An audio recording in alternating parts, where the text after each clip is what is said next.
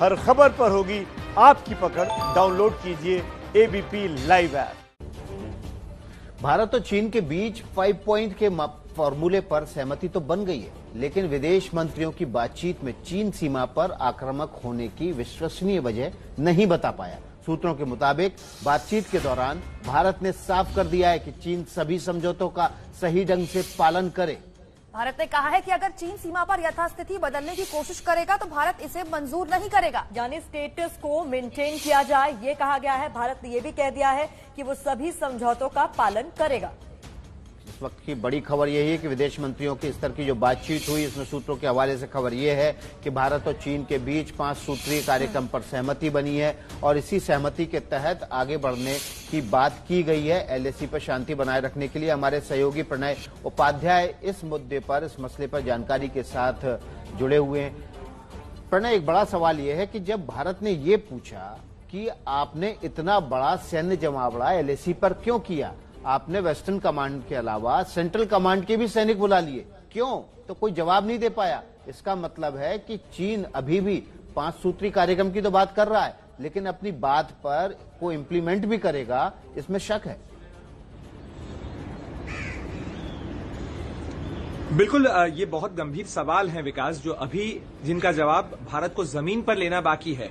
क्योंकि जिस तरीके से चीन ने बीते कुछ समय के दौरान, क्योंकि बातचीत का दौर तो इस दौरान भी चलता रहा, अप्रैल से लेके मई से लेके जब से ये सामने स्थिति आई, मई से लेके सितंबर तक की इस स्थिति के दौरान भी बातचीत के कई दौर चले, लेकिन उसके बावजूद सैन्य जमावड़े की जो स्थिति है वो बढ़ती चली गई। तो ऐसे में भारत ने बातचीत की मेज पर भी विदेश मंत्रियों की वार्ता के दौरान भारत की तरफ से पूछा गया कि आखिर क्या वजह है कि चीन इस तरीके से अपने सैनिकों की संख्या को लगातार बढ़ा रहा है। क्योंकि ऑपरेशंस के लिए या युद्धाभ्यास के लिए ये सैनिक इस वेस्टर्न थिएटर कमांड के अंदर फ्रंट पोजीशंस के ऊपर आए थे, लेकिन आम तौर पर हर साल ये होता है कि जब भी वो ऑपरेशंस के लिए या किसी एक्सरसाइज के लिए आते हैं और उसके बाद वो वापस अपनी स्थितियों में, पुरानी स्थिति में या बैरक में लौट जाते हैं, लेकिन इस बार ऐसा नहीं हुआ।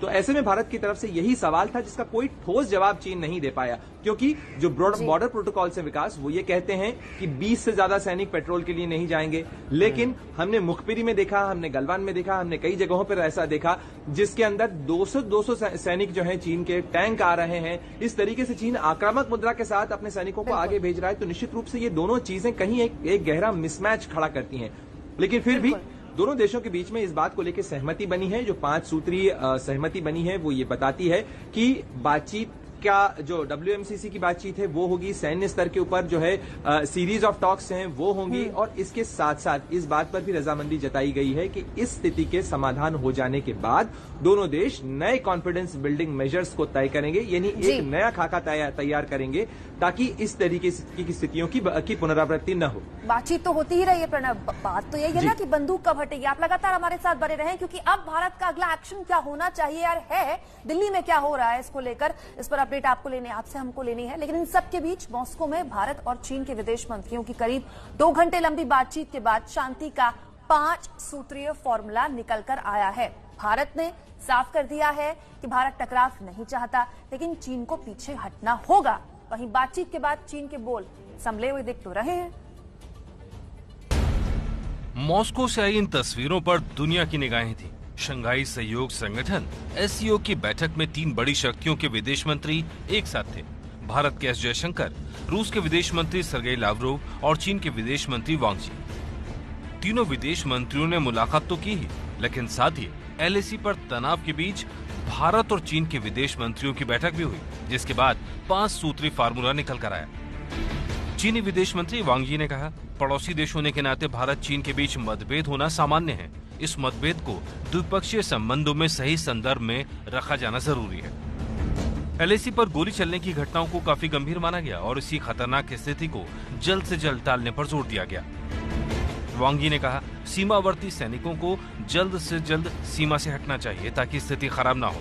चीन मुद्दों को हल करने के लिए दोनों पक्षों के बीच बातचीत की प्रक्रिया को तेज करने का उत्सुक है। वहीं चीनी विज्ञप्ति में दावा किया गया कि भारत के विदेश मंत्री एस जयशंकर ने कहा, भारतीय पक्ष LAC पर तनाव नहीं चाहता है। चीन के प्रति भारत की नीति नहीं बदली है। भारतीय पक्ष का मानना है कि भारत के प्रति चीन की नीति में भी कोई बदलाव नहीं आया है। इसके मायने ये हैं, आने वाले दिनों में सैन्य स्तर पर बातचीत का सिलसिला तेज हो सकता है।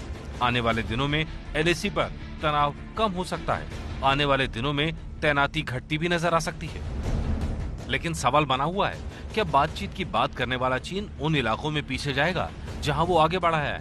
सूत्रों के मुताबिक इस बैठक में भारत ने साफ तौर पर ये मांग रखी है। इस बैठक में एससीओ शिखर सम्मेलन में पीएम मोदी और चीनी राष्ट्रपति शी जिनपिंग के मिलने के अवसर पर भी चर्चा की गई।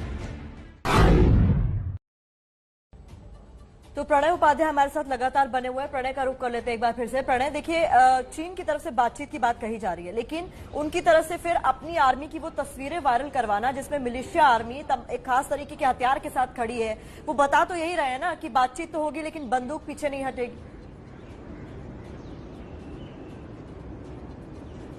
देखिए, ये बहुत बड़ा सवाल है कि अगर बातचीत भी होगी और बंदूकें भी आगे बनी रहेंगी तो फिर तो समाधान का कोई रास्ता नहीं निकलेगा। ये चीज चीन को भी कन्वे की गई है कि अगर वो वाकई में चाहता है कि बॉर्डर प्रोटोकॉल्स एडहेयर हो, यानी बॉर्डर प्रोटोकॉल्स के अनुसार कार्रवाई हो, तो उसे ये ध्यान रखना होगा कि जमीन पर भी वो चीजें ट्रांसलेट हो जो कि अब तक नहीं हुई है, वरना विदेश मंत्रियों की मुलाकात के कोई मायने नहीं होंगे। चीन ने भी इस बात के ऊपर सहमति जताई है और चीन की तरफ से भी ये कहा गया है आधिकारिक बयान के अंदर कि वो सीमा समाधान चाहता है, बातचीत के जरिए शांति से इन चीजों को सुलझाना चाहता है। अब इसके आगे क्या? इसके आगे दोनों देशों के सैनिकों के बीच में खास तौर के ऊपर जो मिलिट्री कमांडर लेवल मीटिंग है, जो कि इस पूरे इलाके के अंदर ट्रूप डिप्लॉयमेंट के लिए जिम्मेदार हैं, उनके बीच में बातचीत होगी और उसमें जो पॉलिटिकल डायरेक्टिव है उसके अनुसार किस तरीके से मोडालिटीज तय की जाए, किस तरीके से डिसएंगेजमेंट की प्रोसेस की जाए और साथ साथ डी एस्केलेशन की प्रोसेस, यानी तनाव घटाने के लिए क्या क्या उपाय हो सकते हैं, किस तरीके के प्रोटोकॉल्स हो सकते हैं और जो ग्राउंड ट्रूप्स जो हैं, यानी जमीन पर जो सैनिक मौजूद हैं, उनको किस तरीके से कन्वे किया जाए,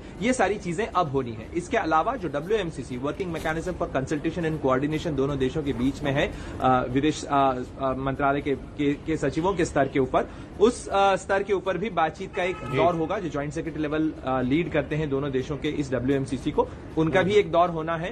भारत ने पहले ही जो मिलिट्री कमांडर लेवल मीटिंग का आग्रह किया था, चीन ने भी उससे पे सहमति जताई थी, तो अब वो होना है। तो असली चीज ये है कि ये जो 5 सूत्रीय कार्यक्रम है ये जमीन पर किस तरीके से ट्रांसलेट होता है, ये अब नजर आना चाहिए। जी, बहुत बहुत शुक्रिया आपका प्रणय। और सबसे बड़ी बात यह भी है कि ये पुराना पंचशील ना बन जाए।